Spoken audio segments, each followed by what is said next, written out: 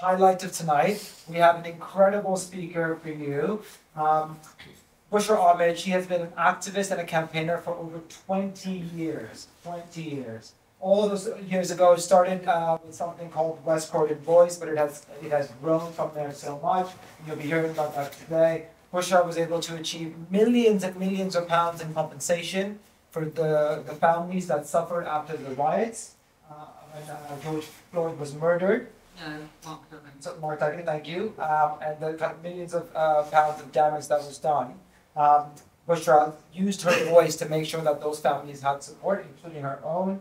She has spent 20 years fighting for social justice, including supporting victims of youth violence, of domestic violence, and does a lot of work with refugees as well. So it won't surprise you to hear that Bushra was recently featured in the charity Times, which is a very prestigious magazine, and was identified as one of the 15 most inspiring leaders to look out for. How lucky are we to have Bushra with us as well tonight. And it won't surprise you then to hear that Bushra sits on the board of one of the biggest corporations in the United Kingdom, Lloyd's Banking Group. And as you know, we're taking you to Lloyd's head office over February half term. Lloyd's the banking foundation. Indeed. Bank, but the foundation. Exactly. So the bank has a foundation which does charity work, and Bushra sits on their board to make sure that the bank, when it earns its millions and billions of profit, they do some good with that money. But perhaps most importantly for us, we are so honored and privileged and proud to have Bushra with us tonight, because Bushra has been such a champion of future leaders. She's always advocating for us on LinkedIn. She's always supporting us. She's helped us grow the program, which is the reason that all of us are here. So I'm sure you'll want to join me in a warm round of applause to welcome our speaker for tonight. Welcome. Look at that, excellent. They did just up and down. Yeah, you can roll it if you like. rolling around. Bushra, thank you so much for joining us. I know it's a bit of a long journey, but looking at these amazing, ambitious, incredible young faces, I'm sure it's already all worth it. Honestly, I just feel the energy in the room, and I'm just so impressed with the program and the fact that you've managed to put all of this together and that you're giving these young people this opportunity. Because growing up, we didn't have that kind of opportunity. So, yeah. I shared my story with the young people, and but as you can clearly tell, this is the best part of our week. Coming here, eating this cake, and seeing the smiles on their faces. As I was doing my rounds, just saying hello to everyone, one of the kids asked me, "Where's Bushra from? Tell me Bushra's story." And I said to them, "No, you're here from Bushra." So let's start right from the beginning, Bushra. Where were you born? Tell us about your journey. I was born here. My parents came over in the late 50s, and they settled here. I was born in Lambeth, made in Croydon. So it was an accident, actually, that we came to Croydon, which we always said to my parents, if you'd stayed in Lambeth, we would have been richer. But anyway, we ended up in Croydon, and it was really hard growing up in the 70s. There was a lot of skinheads. There was a lot of racism. My dad was a political kind of campaigner as well. So he was into politics, and he was talking about Windrush, he was talking about, immigration, he was talking about, power and writing things. And he was a journalist as well, so he was always, into that. So in our household, we grew up with politics. He got the Times every single day. From when he was about 17 in India, he started reading the Times, and he kept that going every day, I think, until a few years before he passed, and then actually he had an obituary in the Times, which we managed to get for him, which was amazing. So growing up, I went to a comprehensive school. We were very political. I was just talking to the young people here. It was the 70s, the time of Thatcher, the time of IRA, the time of vast terrorism. There was a lot of that stuff going on, and we were just so angry at that time about Thatcher, growing up in that time. We listened to a lot of music. I was telling them, you need to listen to UB40, because literally, if you listen to those songs, that was the anthem of the day. People on benefits, not having enough to eat, unemployment, poverty, children in care, all of this was going on. And so we grew up just talking about it, and we were far more political than, say, my daughters growing up you know, in the next generation. They just weren't interested, but we were. And so I came through school, I was going to go to university, but my mother became very ill. So when I was 18, I dropped out of going to university and stayed at home to become a young carer. And my mum was bedridden for a good year and a half. She literally couldn't move. And so I stepped up and became kind of like, you know, you become a parent. I had younger siblings, so I was running the house. At that time, to make money, we also had to, there was no other way for us to make money but to take in sewing. So literally, there was a whole industry where people from the East End would bring these bundles of clothes, literally in pieces, drop them off at your door. So in Croydon, there were many women who were doing this kind of work. We had these big industrial sewing machines, and they would drop these bundles off, and we would open them up, and there would be pieces. So your jacket would come to me in pieces, and I'd have that jacket as a sample, and you'd have to put it together. And at the end of the week, if you came and you'd done anything wrong, you'd have to unpick it all. So imagine we got about 20 pence for each garment. That was how we made our money. That was, you know, how every penny counted in those times for us. But you know, we had things like child benefit for every child, which is how we survived. And this is why I was saying to somebody, you know, the scandal of children not getting child benefit is huge. So, you know, I was doing that. So that became then my daily routine. I would also be taking on that work just to make things, you know, count up at the end of the week. And then I got married. I went to Germany and I came back, and my dad had bought this shop, and it was a laundrette and dry cleaners. And he went off to do some volunteering, which was in our blood. So my parents were always volunteering. And so my husband and I stepped up, we ran the shop. So I ran it for about 20 years. And it's the kind of shop where you have to be there 24/7, 7 days a week, 7 o'clock in the morning to 9 o'clock in the evening. And it was really, you know, it's really hard to be there. When my daughter turned 5, I then took it over full time. But it was also a place where people used to come and talk. So it was a community hub. People used to come in, wash their clothes. Old people would come in. There was a 92-year-old who used to come in every 2 days. She didn't have that many clothes to wash, but it was just the way of her coming out, getting some social interaction. And we've lost those kind of spaces. There are a lot more of those spaces around where people would just come, gather, get information, talk about what was going on, share information even about schools, 11 plus, stuff like that. And yes, and I was doing that until 2004. And then in 2004, we leased out the shop, and I thought to myself, I'm 50, which was, do the maths, I'm quite old. And what do I do now? I had no qualifications, I haven't been to university. I've got my A-levels, but not very well. And I thought, what do I do now? Do I go and work in Tesco's? No. What am I good for? And then I went on this coaching course. It was a 2-day course. And it was the first time in years that I'd had to pick up a pen or a paper. And I realised I could write again, you know, because I hadn't written for like 20 years. And then I was writing, and I thought, oh, this is good. And then somebody asked me a question, and I was like, my hand up, and I had that confidence. And then they asked me if you had to, there was a point in the coaching where they said, all right, if we asked you today to get up and give a talk to 100 people about something that you know, would you be sitting comfortably? Would you be standing? You know, okay, you can do it, but you're not. Or would you be on Panic Island? 2004, I was on Panic Island, right? I went back 8 years later, I was sitting comfortably. So after that, 2004, I also started to do some work at my local mosque, where I was taking visitor groups around, children, 3,000 or 4,000 children coming through every year, talking about just being a Muslim woman, talking about our faith in general, you know, what we all believe, you know, the things that we have in common. And then just letting people ask me whatever they wanted to ask me about being a Muslim woman. And it was through those conversations and developing that kind of approach that so many barriers were able to be just broken down. And that's the kind of work that I was doing that then gave me the confidence when I needed to in 2011 to step up and start my campaign journey. Wow, Bushra, I mean, what an inspirational start. Round of applause for that. And the thing I keep hearing about when you tell that story, Bushra, and what I know when having worked with you, is stepping up, stepping up, stepping up. Yeah. Every time you have to step up, you've risen to the challenge, regardless of the difficulty or the barriers in your way.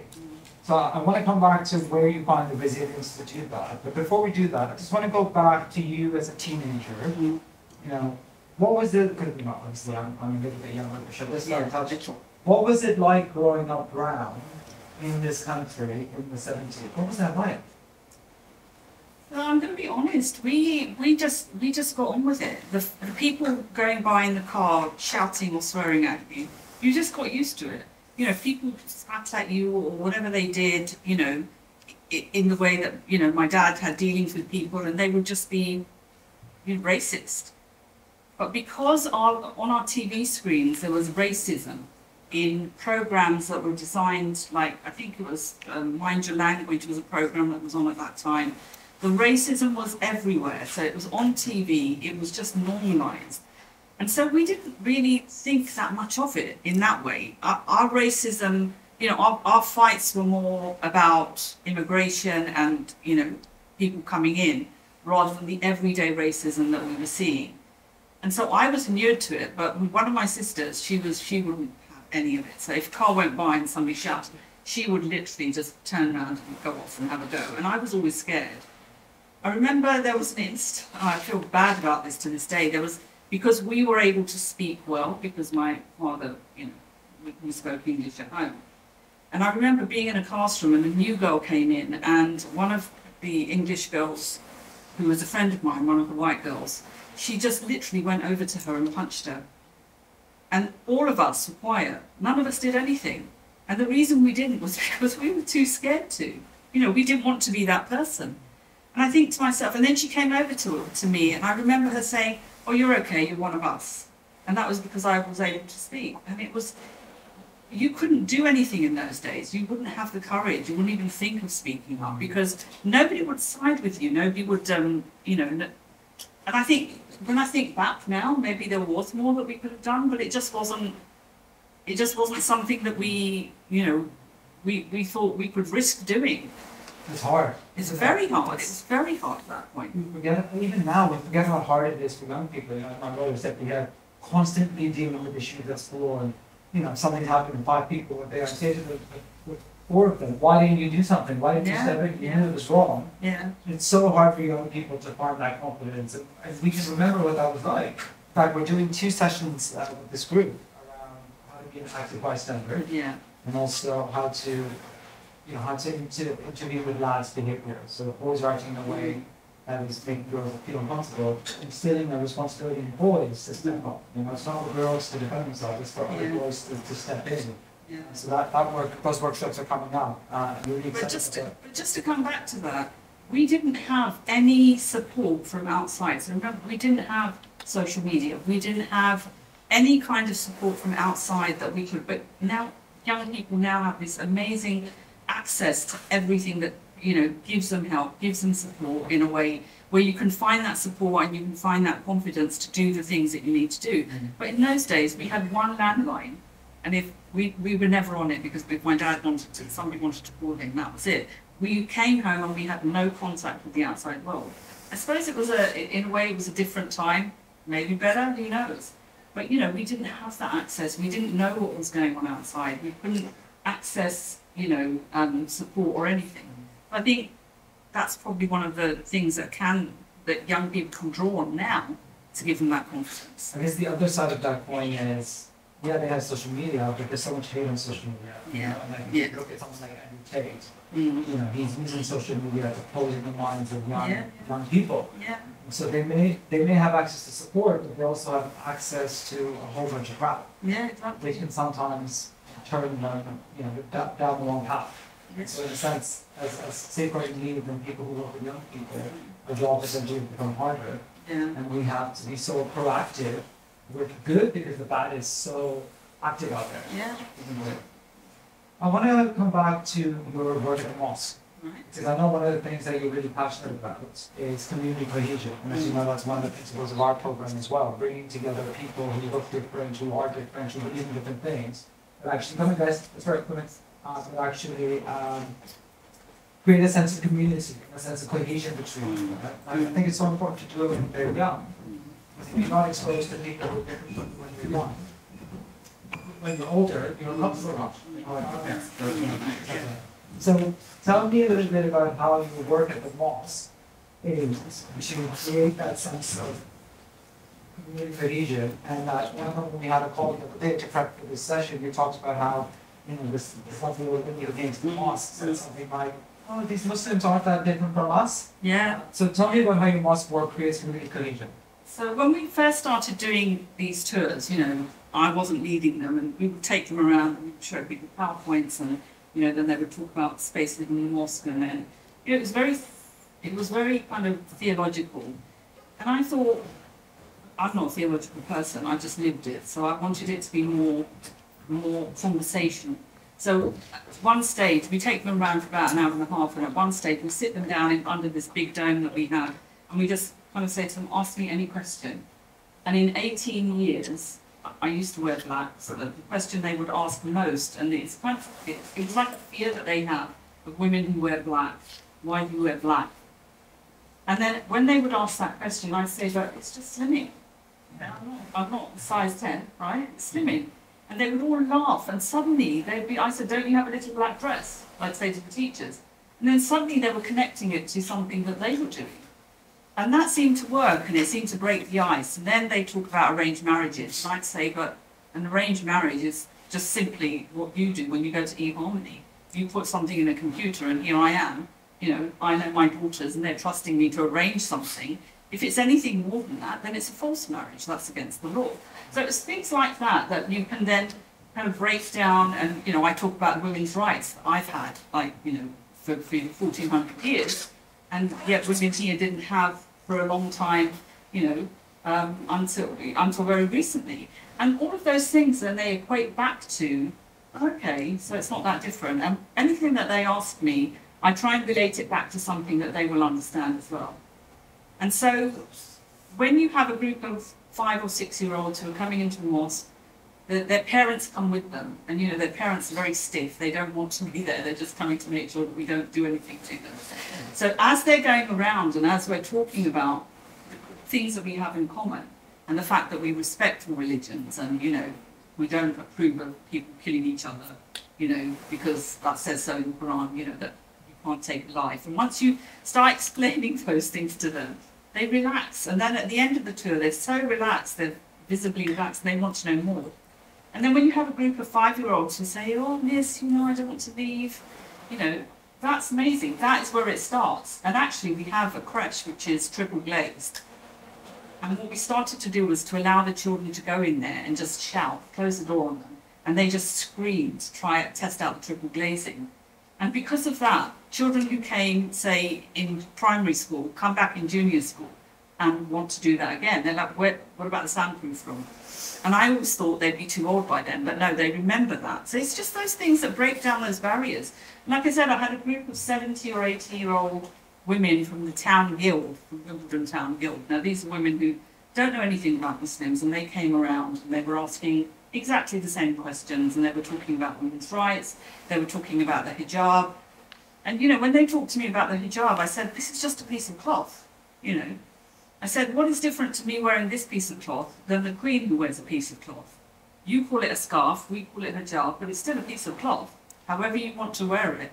Why is it so scary? Why can that not be my choice? If you have, a group of young women who at 16 can cover themselves and go into a monastery or a nunnery, and become nuns and make that choice, why is it that women in our faith, you think that we don't have the agency to make that choice? Of course, every community has its own issues, I'm not saying that nothing happens that shouldn't happen, but, we follow the law of the country, and if anything's happening that shouldn't happen, then, we have recourse to that. But, we have a choice to do what we do. Why do we wear a hijab? Why do we pray differently from them? Why do we pray separately, All of those things come up. So I think over the 18 years, I've spoken to thousands of people, thousands of young children, and some of them come in, they have this judgment when they come in of children in their class who are saying, well, you can't be a Muslim because you don't cover. Well, my mum's Muslim and she doesn't cover, does that make me a bad person? No, it doesn't, you know, and to have somebody stand up in front of that class and validate those kind of feelings is really important. Because I think in the end, you know, there's so many different religions, so many different faiths, and we all believe in the same God, I think. So.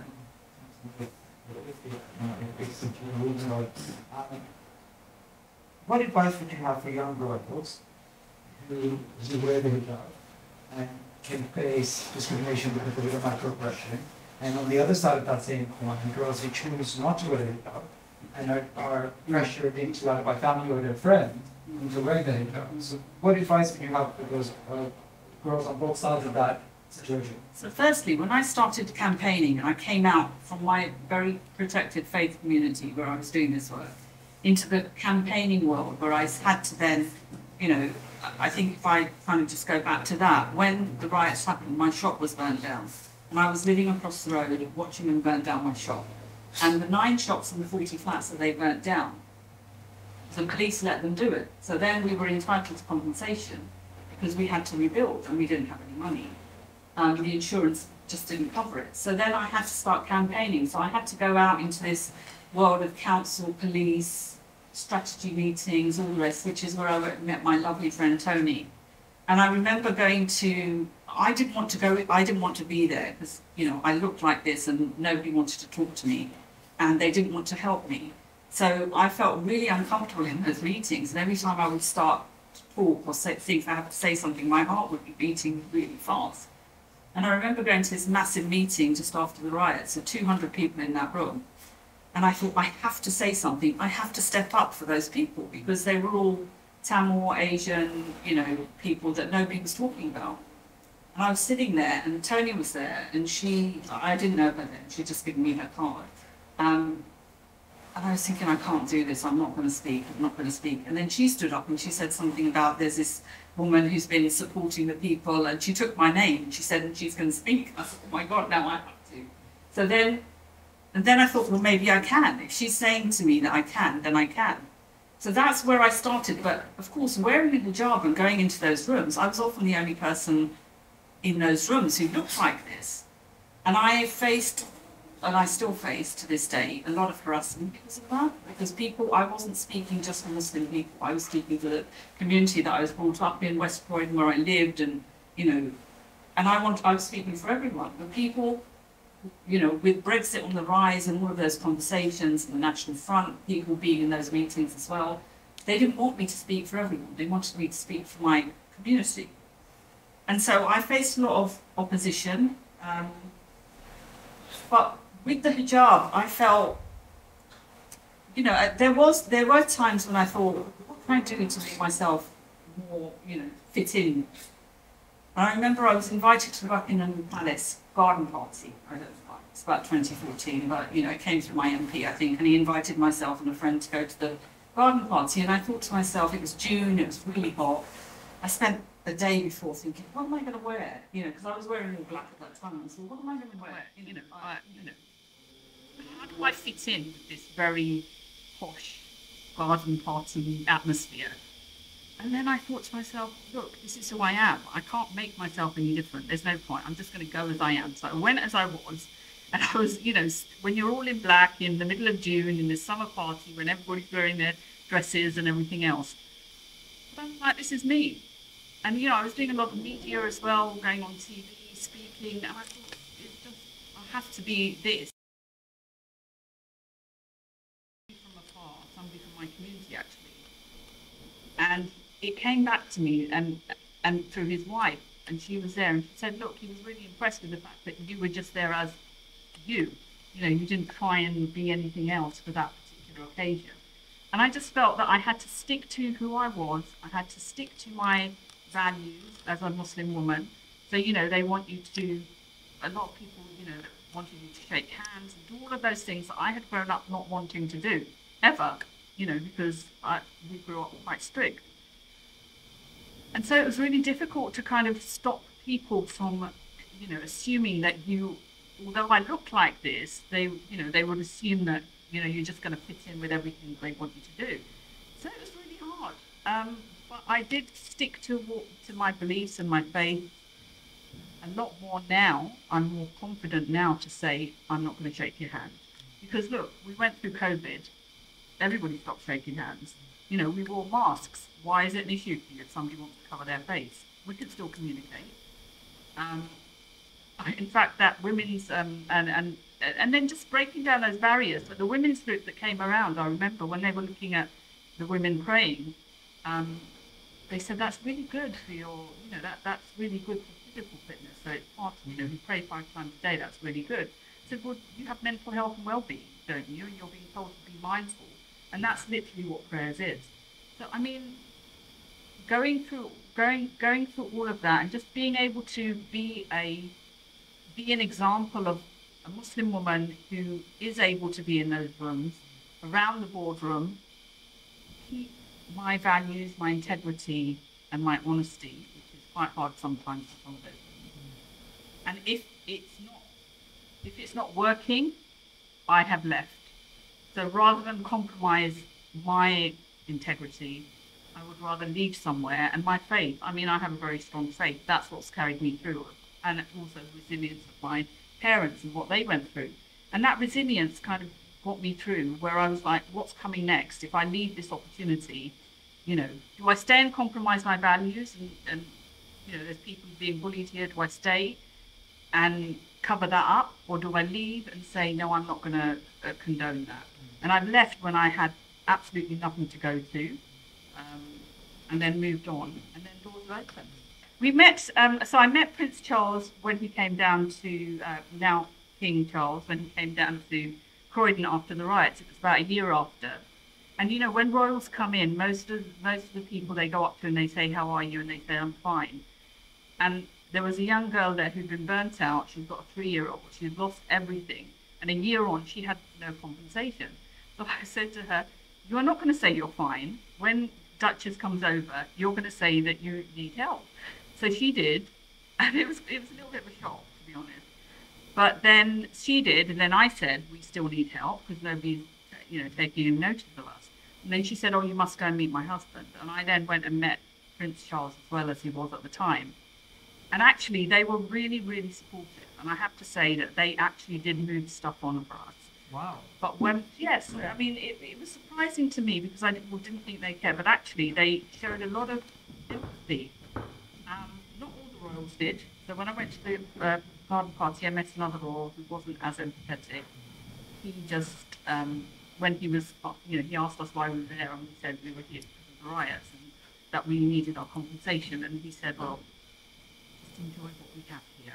So, it wasn't the same. So not all of them, but some of them, I think it's just, there is an empathy that comes from somebody who has been in that situation for so long and has met so many people and done a lot of work like the Prince's Trust. An awful lot of confidence that you go through this and you take the opportunities and you build networks and you kind of take up the opportunities before you get to those places. But also remember when you're in those rooms, I had to tell myself I was there for a reason. I'd worked hard to get there. I was there for a reason and for what I was going to contribute, and my voice was as important and as valuable as anybody else's in that room.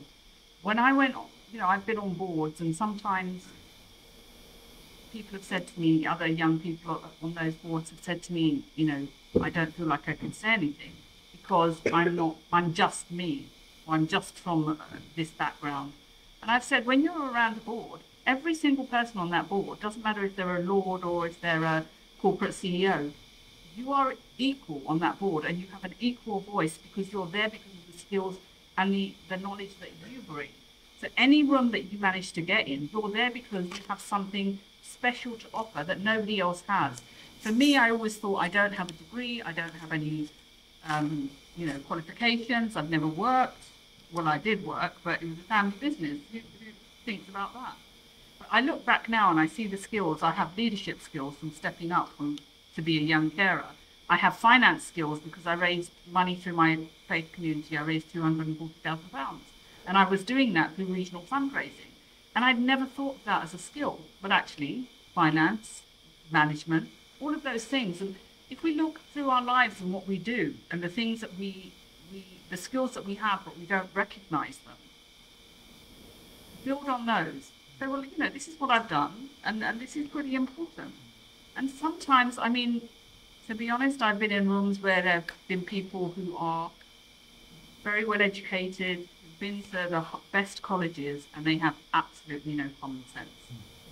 So, you know, common sense is a commodity that many of us have when we grow up in the way that we do, and it's lacking. And often that's what comes in. That's what you bring into the boardroom. You know, that's what you can bring into a space or a meeting or a session or your work anywhere. You will bring that kind of realism and grit and kind of, you know, they say common sense isn't that common. You know? No, it's not. You know, I think the takeaway from that, Bushra, is, you know, remember that you deserve your success. Yeah. You know, you have earned whatever that success looks like, and it will look different for each one of us in this room. But whatever success you achieve, you have earned that success, and you deserve those spaces and those places. It's important to remember that when we are in those places. I want to come back and talk a little bit about the riot and what that was all about. Before that, we're going to break for questions and ask for some questions. So, you know, I say to the kids, the thing that makes you different now is going to be your superpower later. You know, and that's the thing that really matters. And I was talking to the head of a law firm today. They've agreed to have some of our kids visit on the 3rd of December. And he was saying to me, we're trying to decide which of their lawyers they would organize to speak to these guys when they go and visit.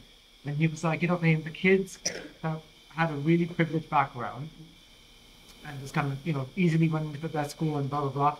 And the kids that had to work for it, I would hire the kid that had to work for it every time over the privileged one, because actually they're such better workers. Okay, questions. Who's got questions?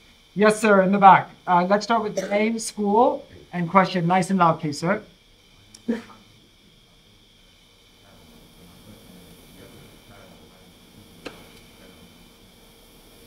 So just let's repeat the question. Do you ever get tired? Do you ever get tired of having to prove yourself to prejudiced people? Good question. I do get tired, and when I get tired, I ring Tony.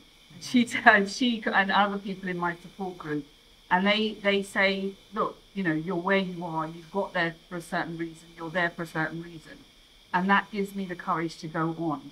Like, I mean, the harassment that I faced just for being a Muslim woman and daring to put my head over that parapet and going to places where people don't think I can be has resulted in kind of like, you know, a tell mama case.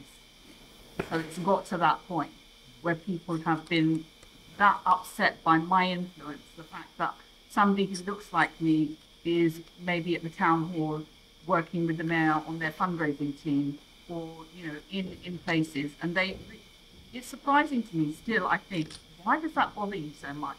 Why does my influence, so-called influence, bother you so much?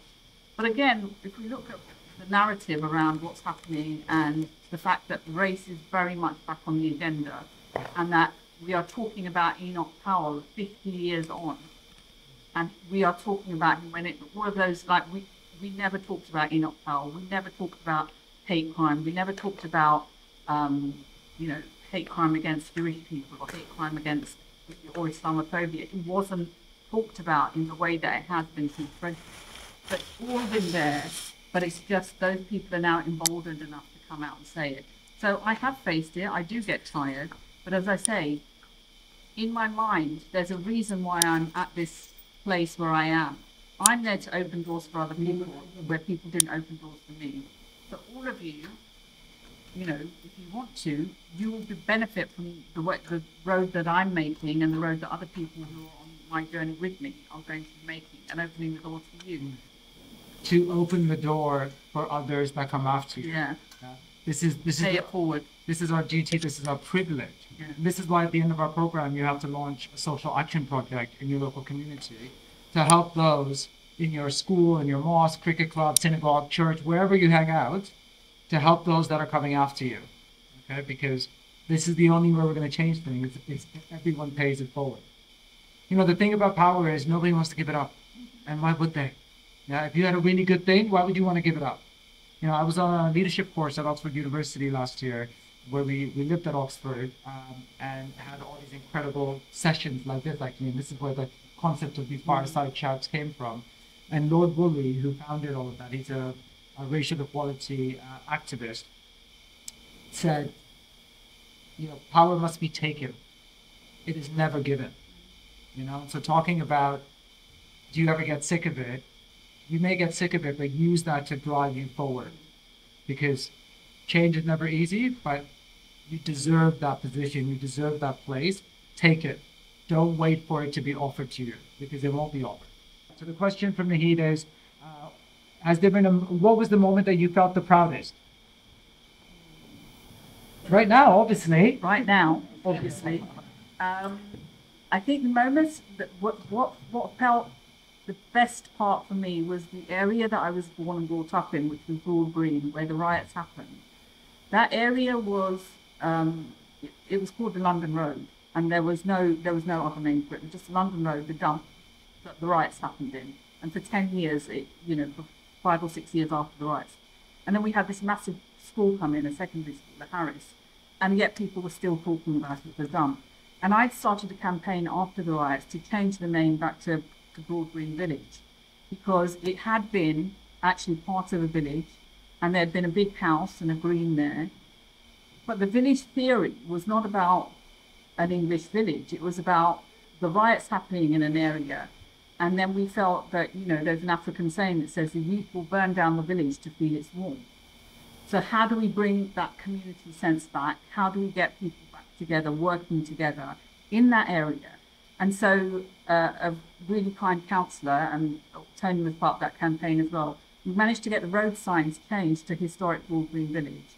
And then we put banners up with my logo on, and all the way down that London Road to say, this is Historic Broad Green Village now. And that was the proudest moment for me, because although my parents weren't there anymore to see it, for me to make that mark in the local area that I lived all my life was just amazing. It was actually also the cause of the most harassment that I got, because people didn't want to see that there, but that's another story. Next question. Woo, excellent. Okay, let's take something in the front. Jack, please. Yeah. I just wondering if you can get up the decline of some of the, I said the female female in this year. Well, how do you think you feel about, is that like a lot of you that it's not, and things like the movement down and community campaigns, or how are you going to get that? Okay. So community, I think, because we don't have those systems that we used to have, like those places where people gather, the library or the shops or whatever, also because of tech, but also because when we're doing programs now in the community, the funding seems to be much more divided into, groups of people as they are. So the Black community gets different funding, and the Asian community will get their different funding, and the white community and others. So I think we should be looking at doing things that are together. So like Sure Start was a program that brought all families and all children together. Those are the kind of things that we should be looking at, rather than separate parenting hubs for different, parts of society. So I think. There was a report recently by the government, wasn't there? There's problems with that report, but it said actually the biggest barrier to young people is not the color of their skin, but your socioeconomic status. That white poor kids and black poor kids and brown poor kids face this exact same challenges, regardless of their color. So the biggest currency in the world is money. Yeah. It's not the color of your skin, which is really interesting. Yeah. Okay, next question. Yes, Ness.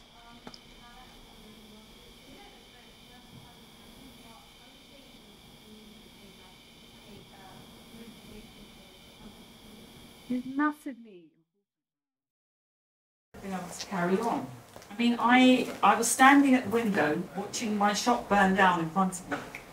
And at that point, I was thinking to myself, and I filmed the whole thing, so I don't know if I said it out loud, but I said to myself, I don't know what reason there is for this happening right now, but I hope to God it's something good, but I think it must be.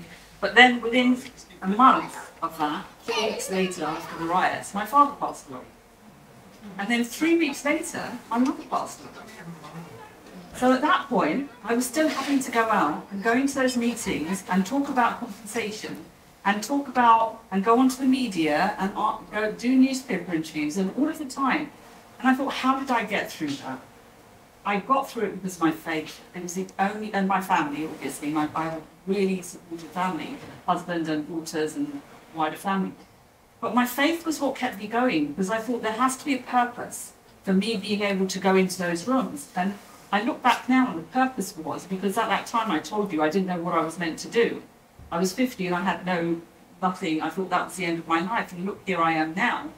And that was the purpose that happened at that time for me to be in this room today.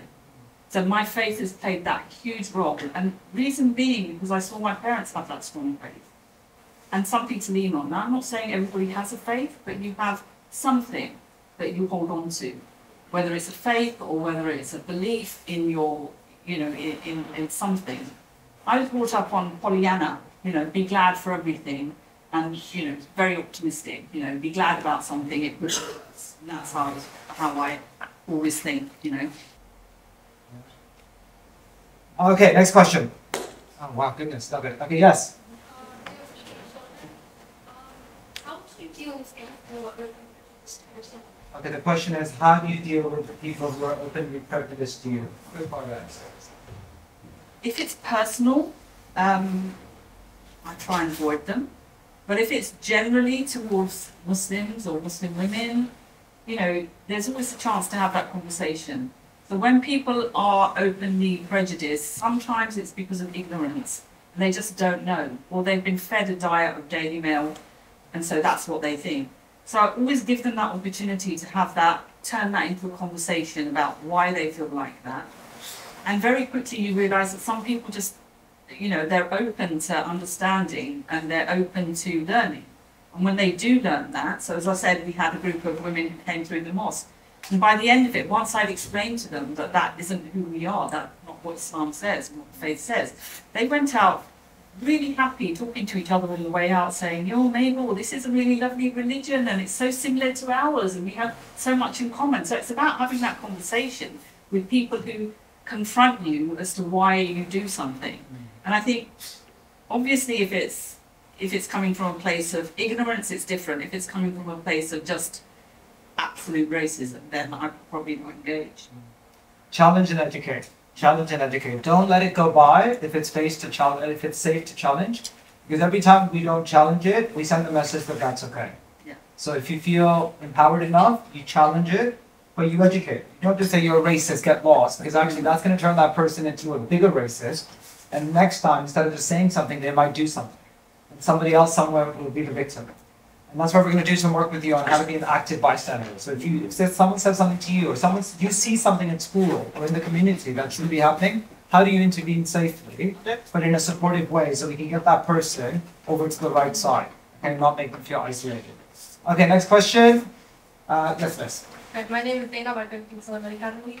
I was just wondering, obviously celebrating diversity is important, but do you ever feel like it sort of segregates us more than it brings us together because it makes it more of a difference rather than seeing us as like one human race? Good question. Diversity. No, I think, so no. Well, do you think diversity separates us? Black History Month. Yeah, no, not at all. Not at all. I think that we have to celebrate everybody. But for me, I've always worked on the fact that I'm not sitting here as a Muslim woman, I'm sitting here as a product of somebody who's been born and brought up in my community. So I speak for everyone, I engage in everything. And I think one of the things that I made a point of doing was not just staying within that kind of box. And I was, as soon as they see somebody like me who can speak and who wears a hijab, become a counsellor, become a politician, become an MP, But then your voice is silent. So I didn't want to go down that road. That is a road that some people do want to go down if you're happy to, take everything that comes with it. But for me, I wanted to make sure that I could say what I needed to say, but also take the opportunity to meet everyone. Don't just stick to the people that you are comfortable with. If I was going into rooms and people were looking through me, right through me, but I always had a pocket of cards. And if I was in a business meeting, if I was in a meeting with all of these corporate people, they obviously didn't want me to, they didn't recognise who I was. They were just looking over me. I would still go up to them, however uncomfortable I was, and I would give them my card.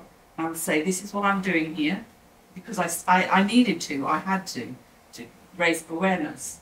And so whether they took that card and dumped it, I don't care, but I was going to give it to them. And sometimes it led to some really good conversations. And sometimes those relationships have lasted over a few years, and people that you would never think, you'd never think have something in common with me. But I was always going up to different people. So I think that's a good thing when you're networking in a room. Don't just go up to the people who make you feel comfortable. Sometimes go and have conversations with people who, you know, might not necessarily be the first choice, but like sometimes something really good can come from that. And I get what you mean. Like growing up gay, kind of in the closet, every time my school did something around LGBT, I was like, oh, stop bringing it up, like stop drawing attention to it. But now, as an adult, you know, pride parades really do matter, because you can go there and perhaps for the first time, you feel part of a community, you feel celebrated. When you've lived a life where you've had to hide that part of yourself, it feels really powerful to be in a space where you can be really proud of that, even if it is for a day or a week or whatever it is. But I know when you're young, it can feel like that, like why are you drawing attention to our differences? But as you get older, you realize, actually, I deserve to celebrate that part of me, and to have opportunities to do that are really important. So it's a bit of a journey. Okay, more questions? Perhaps we'll take one more, because I do want to make sure you have a bit of a break. And then for the questions we don't get to, please come down and speak to Bushra one-on-one. I'm sure she'll be happy to answer those questions. Hanim. Nice and loud.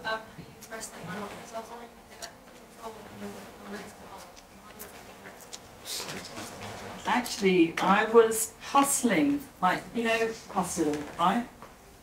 After the riots, I think from 2011 to about 2020 when COVID, I was hustling all the time. Every meeting I had to be there, taking advantage, making sure those doors were open. And so I was too busy to even think about anything that I'd been through, to the point where even when I didn't have time to read my parents. But when COVID happened and everything stopped, suddenly everything came down on me, like just black cloud. And I'd never realised what depression was, you know, and so I was probably going through menopause at the same time, and all of that happened. And then it did take a physical and a mental toll. But again, I drew on my family for support, my faith for support, but also friends like Tony and other people who just really supported me through that. And I allowed myself to feel that.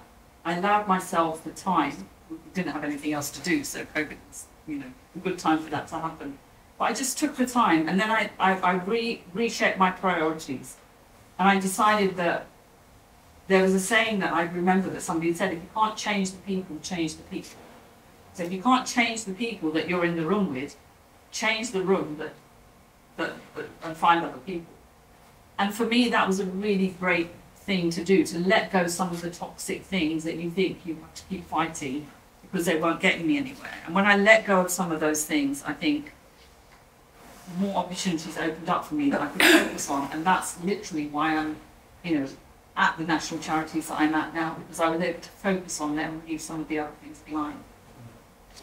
Wow, what an inspirational talk. And no doubt you are filled with the positive energy that I am filled with. As I say, I'm sorry we didn't get to all the questions, but please do stay behind and ask Bushra those questions as we break for break. Stay where you are, but a round of applause.